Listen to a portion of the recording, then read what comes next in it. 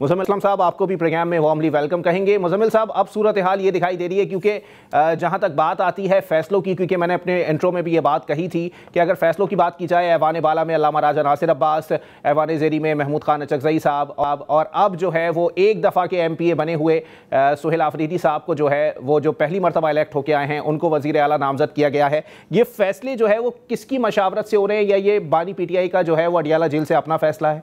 सबसे पहले तो ये चेयरमैन इमरान खान साहब का फैसला है, और दूसरी बात ये कि जो उसमें आपने एक बात बोली कि पहली दफा के MPA, तो मेरा इस पे एतराज है। तो वो तो वजीर आला जो पंजाब की हैं, वो तो इससे पहले कभी काउंसलर भी नहीं मुंतखब हुई थी, तो ये तो कोई बात ही ना हुई ना। और दुनिया देखें, ये 1990 की दुनिया नहीं है, ये 21वीं सदी है।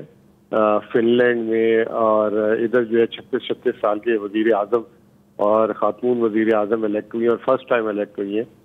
तो पता नहीं हमारे पाकिस्तान में क्या ज़रूरी है कि स्टैंप लगी हो कि आप शरीफ ख़ानदान में पैदा होंगे तो ये आपका हक है, या भुट्टो ख़ानदान में पैदा होंगे तो आपका हक है।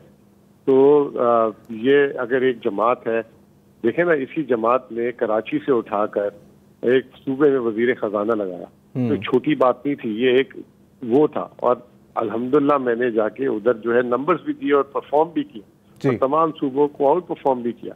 तो ये कौन कर सकता है उठा के? ये खान साहब भी कर सकते हैं, और इसको जो है लोगों को देखना चाहिए और इससे जो है सबक लेना चाहिए कि अब लेकिन मुज़म्मिल असलम साहब, यहाँ पर सूरत हाल ये है कि जो आप कह रहे हैं ना कि ये सिर्फ खान साहब ही कर सकते हैं, ये चीज़ एक कराची में भी एक शख्सियत का तुर्रा इम्तियाज़ रही है कि वो कराची के इलाके सरजानी में आँख खोलने या वहाँ स्पंज की चप्पल पे घूमने वाले लोगों को उठा के MP, MNA और सेनेटर लगाया करते थे। ये तो तुर्रा इम्तियाज़ उनका रह चुका है, अब इसको आगे फॉलो किया जा रहा है, जो मेरी नज़र में एक पॉजिटिव चीज़ है। बिल्कुल, देखें, मैं तो आपको ये बात कह रहा हूँ ना कि कराची में MP और MNA तक बने ना, यहाँ पे तो वजीर खजाना, वजीर आजम और ये तक चीजें हो रही है ना, सदर तक की। तो मैं आपको ये कह रहा हूँ ना कि ये जो बड़ी सीटें हैं, ये सिर्फ चंद खानदान की फैमिली का हक नहीं है, पूरे पाकिस्तान का हक है। और जिसको अवाम लेकर आए, जो ग्रास रूट है, और सुहेल आफरीदी जो है 14 साल 15 साल से अपनी उम्र से पॉलिटिक्स पे है, और उसने मतलब बाकायदा बड़े ओहदे गुजारे, और फिर पहली दफा जो है ना वो इलेक्ट होके वजीर आला नहीं बनना, वो काबीना में भी पिछले 19 महीने से था, और काबीना में उसने जो एक सबसे बड़ा महकमा और अहम तरीन महकमा CNW को संभाला हुआ था। और ऐसी बात नहीं है, और बड़ा एक्टिव जिसे कहते हैं काबीना में हमारे मेंबर था, और उसके सवालात और जवाबात और चीजें थी तो माशाल्लाह। और उसने 19 महीने में उससे एक भी किसी किस्म का जिसे कहते हैं उसकी कारकर्दगी हो या उस पर किसी किस्म का इल्जाम भी नहीं आया। तो ये सारी चीजें जो है देखने वाली होती है। और ये कौन होता है, कोई कौन होता है ये बोलने वाला पहली दफा, दूसरी दफा, ये फलां इलाके से, ये अब पाकिस्तान से तासुब निकल जाना चाहिए इस किस्म की। जी, लेकिन मुज़म्मिल असलम साहब, यहाँ तो ये भी तासुर दिया जा रहा है वाज़े तौर पर कि इनको जो है वो सुहेल आफरीदी साहब को वज़ीर आला इसलिए लगाया जा रहा है कि खुदा न खास्ता वो कोई रियासत मुखालिफ तकरीरें करते हैं, या फिर वो इस्टेब्लिशमेंट की आंखों में खटकते हैं, या फिर अब जो है वो खान साहब ने एक बार फिर महाजराई की जो है वो तासुर जो है वो सामने लेके आए हैं कि पहले जो है, इस पर भी मैं आपसे जवाब लूँगा कि अल्लामा राजा नासिर अब्बास साहब ऐवान बाला, मैं मुसलसल ये बात कर रहा हूँ, ऐवान ज़ेरी में जो है वो महमूद खान अचकज़ई, और अब सुहेल आफरीदी साहब, क्या वजह है सर, क्या टफ टाइम देने की वाकई अब बात सामने आई है, या फिर अब स्ट्रेटजी जो है वो चेंज की गई है?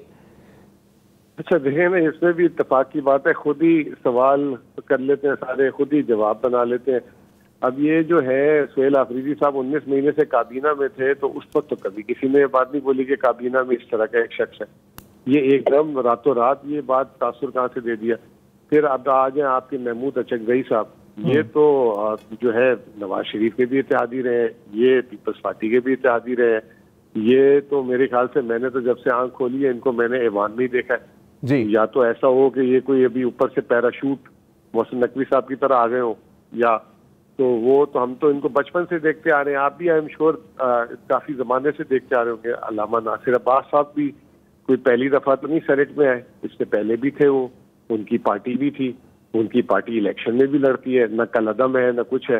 तो ये मुझे समझ नहीं आ रही कि जब आप जो है हुकूमत में जो है जब इनके वो इत्तेहादी बनाते हैं इनको, तो बड़ा इनको दिल लगा लेते हैं। जब 2014 में महमूद खान अचकज़ई साहब खान साहब के ऑपोजिट कैंप में थे, उस वक्त तो मियां नवाज शरीफ और फजलुर रहमान साहब और उनके साथ थे, तो उस वक्त वो अच्छे आदमी थे, आज वो बुरे आदमी हो गए। तो ये पाकिस्तान में ये जो है अब ये पावर का जिसे कहते हैं ना कि पावर कॉरिडोर में रहने के लिए एक दूसरे को कभी क्या कह देना, और कोई एंटी एस्टेब्लिशमेंट कोई ऐसी चीज नहीं है। एस्टेब्लिशमेंट हमारी अपनी है भाई, हमें उससे प्यार है, हमारी मतलब दिलो जान से उससे प्यार है।